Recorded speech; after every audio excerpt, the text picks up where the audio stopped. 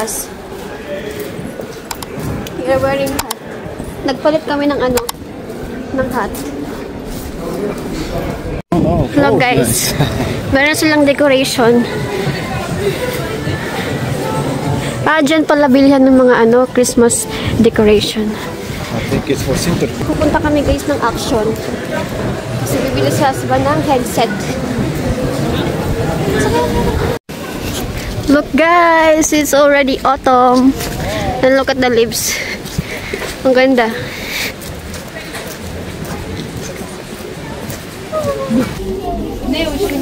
Oh no, it's not good because our phone is Type-C. This one is not for Type-C. Yes. So we need to get the Type-C cable. Here. Here is Type-C. So it costs 19 euros. Your phone working? It depends. When it's quiet. 2 hours? 8? I don't know. Come here, people.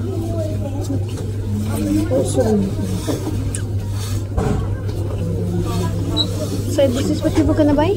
Yeah. So ito yung napili niya guys. So guys, bibili din ako ng ganitong socks. Kasi nga taglamig na. Get my size. What is extra? Extra small, extra large. Yeah. Get some extra. This is medium. Wait. So, gano'n na. Size.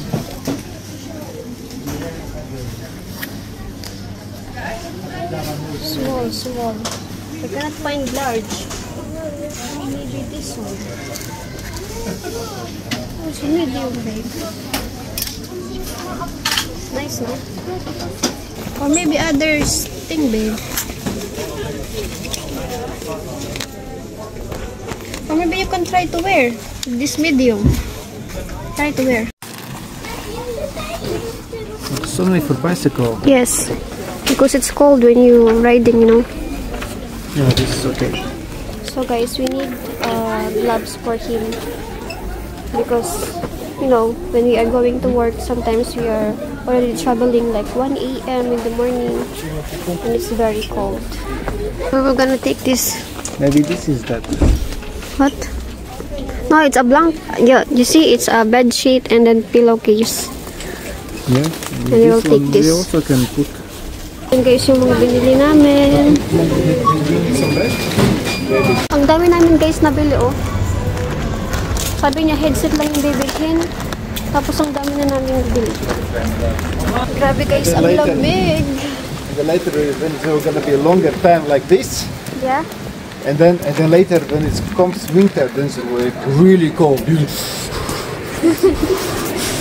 Like that. And then after when you're gonna get this winter, then you remember about this time. Then you think maybe it was not so bad. Yeah. It was maybe not so bad. But winter also have 3 parts. Cold. 3 parts? Colder. Very cold. Yes. Ah, you will see. You will see. You will see. You will enjoy that. Papasok kami dito guys. Ito. Bubble tea. Oh yeah, here. So, hello. See? Ang ganda ng ano nila oh. Ceiling.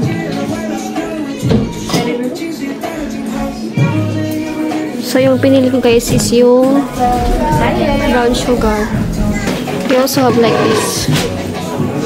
Chocolates and sundae. So this is what I ordered guys. Look at the trees. Oh, it's dark. It's nice. Pinapakita ko sa inyo guys na ano. Look. Tadaan!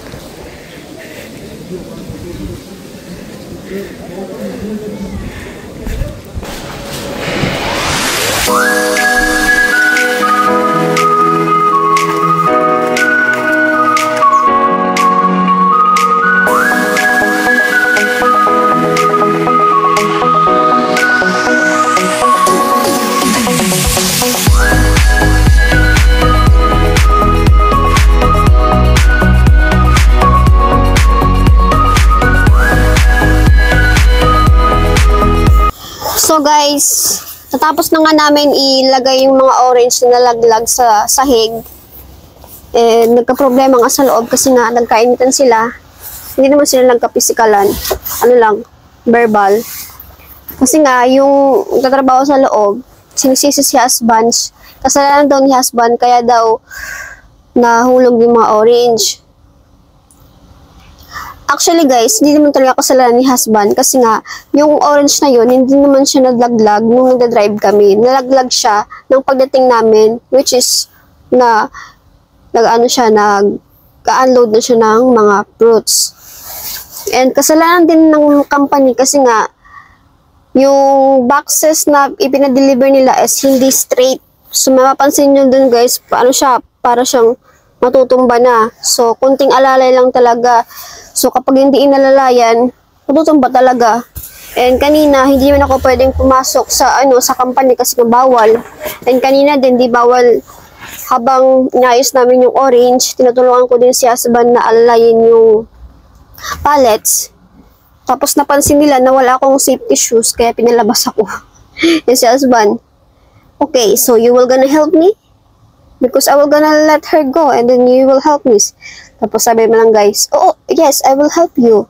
Okay. And tingnan nyo guys, naka-hairnet ako. Kasi dito, lahat ng warehouse, kailangan merong suot na hairnet. And ngayon naman, lumipat kami ng ibang dock number. Kasi nga, mag-load pa kami ng another vegetable siguro or fruits. Ewan ko. So, ayun.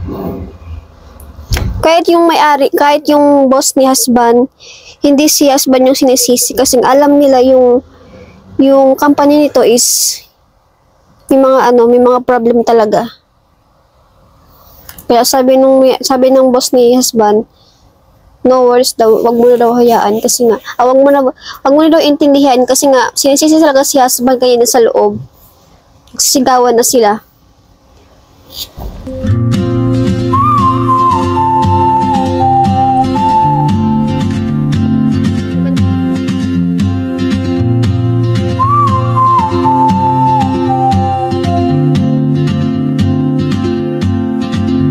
She moves like a map with no borders, a whisper caught in the wind. I see her boots at the corner cafe with a notebook and a grin. She's chasing skies I've never named while I stay in my lane. But something We need to pay for the road tax. keeps pulling at my chain. Oh, traveler, you carry the sun in your stride, leaving behind what I hold inside if I don't ask.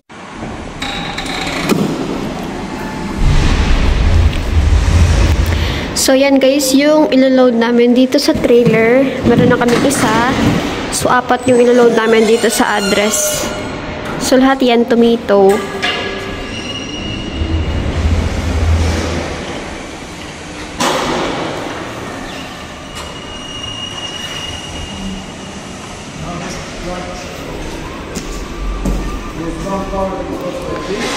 Yeah. You were gonna park in the side? It's okay. Yes. No, because it's more dangerous. Next pallet it goes like this, 1, 2, 3. We don't want to fail, yeah? Yes. We know how it is, yeah? Yeah. After what happened to that orange, it's packed up. This.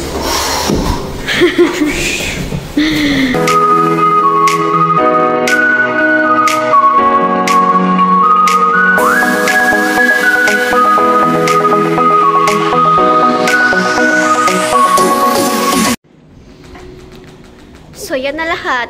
It's only 4 pallets. We will now back to the truck. So, So guys, nagdiretso na si husband dun sa delivery address. So nandito ko ngayon sa Erkrath, Germany. And naglalakad lang ako papuntang Lidl.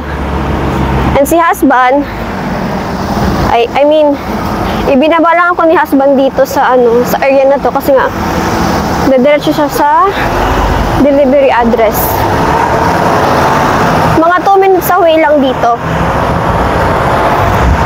And kaya ako mag-stop dito sa store kasi nga pupunta kami ng Switzerland mamaya. So kailangan naman bumili para meron kaming baon na pagkain papunta doon. Ay, Aldi pala guys, hindi pala Lidl. So dito yung Aldi. And then later susunduin ako ni husband. So doon lang ako maghihintay sa may highway. Where is Aldi? Aldi is here. So, let's go guys. Nandito na tayo guys sa Aldi.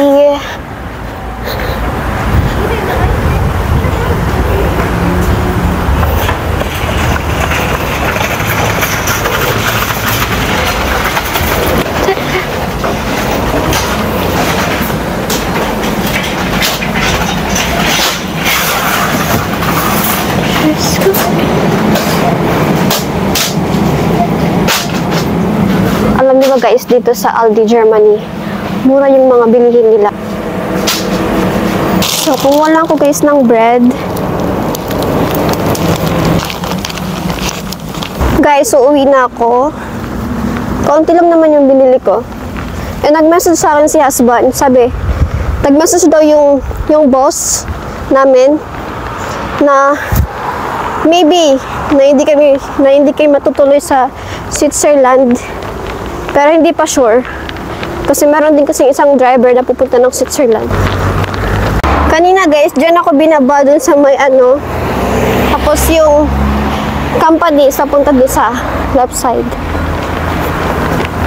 Pero may nakikita kong store. I think mag-stop muna ako dito para bumili ng food.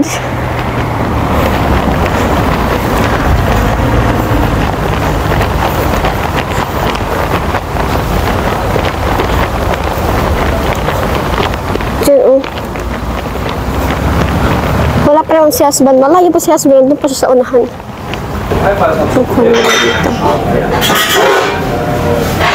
Ito yung Turkish dessert nila. They also have some chocolates.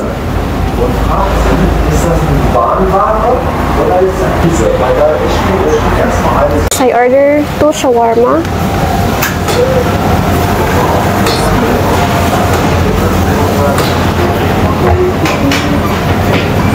Look at that, it's very big. Guys, babalik na ako dun kay husband kasi naghihintay na siya.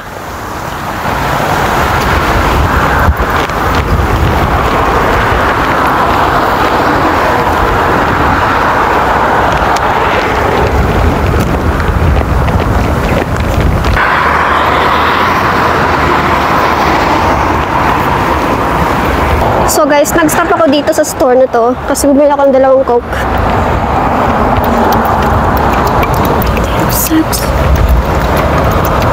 Ang dami ng trucks.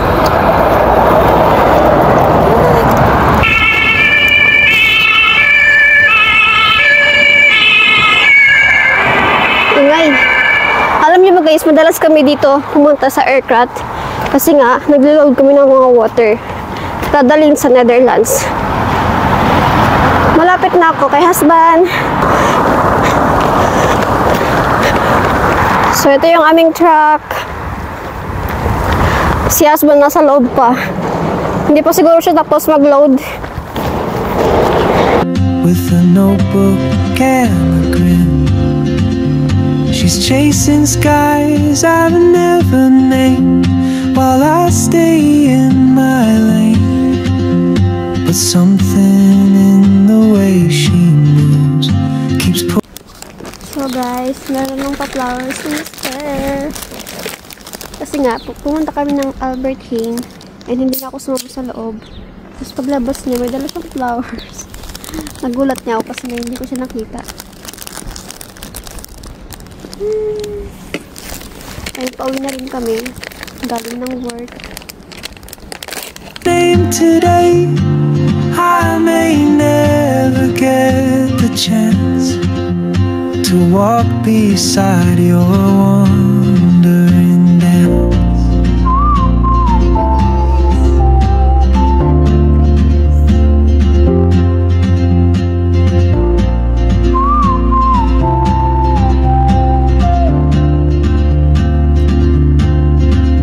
She hums a tune I've never heard in languages I can't speak. She writes down cities on her wrist and dreams she'll never keep. Meron din silang mga ganyan, oh. I Tindahan sip ng mga my street food. coffee, miss my cue, still anchored by my fear, but time